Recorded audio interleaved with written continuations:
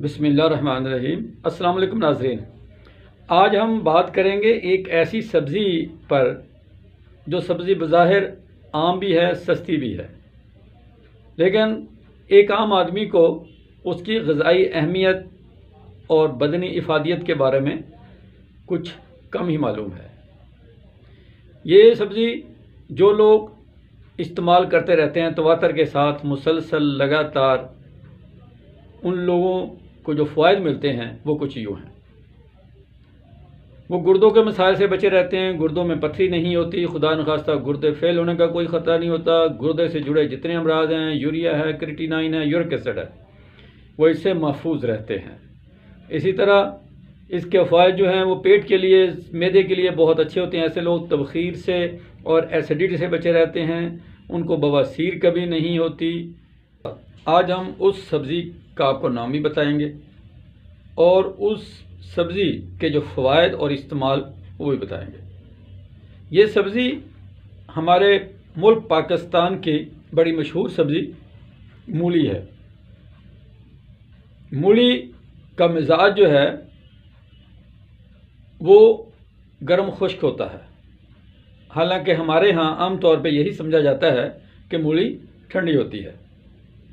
اچھا، مولی جو ہے اس کا نمک جو ہے وہ صدیوں سے ہماری طب جو ہے، یونانی طب جو ہے، اس میں معدے کے امراض کے لیے استعمال کیا جاتا ہے۔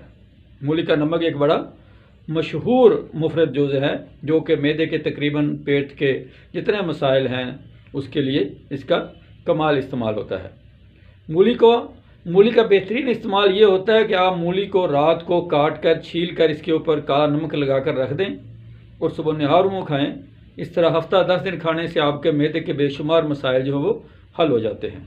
مولی کو ہم کچا بھی کھاتے ہیں، مولی کو ہم پکا کر بھی کھاتے ہیں، مولی کی آپ بھجیا بنا سکتے ہیں، مولی کا آپ شوربے والا سالن بنا سکتے ہیں، مولی کے آپ پراٹھے بنا کے کھا سکتے ہیں۔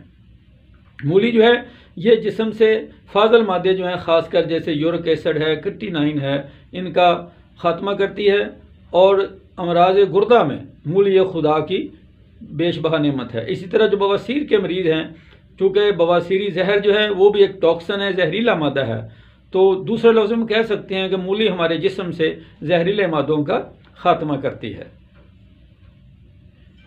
جگر کے امراض میں مولی کا استعمال یہ ہوتا ہے کہ اگر مولی کا پانی اور شلجم کا پانی، ان کو دونوں کو ہم وزن پکا کر جب یہ پھٹ جائے، اس کے اوپر جیسے ابالے آنے شروع ہو جائیں، اس کو پلانے سے جو ہیپاٹائٹس کے خاص حد تک جو مسائل ہوتے ہیں ان کے لیے یہ بے حد مفید ہے۔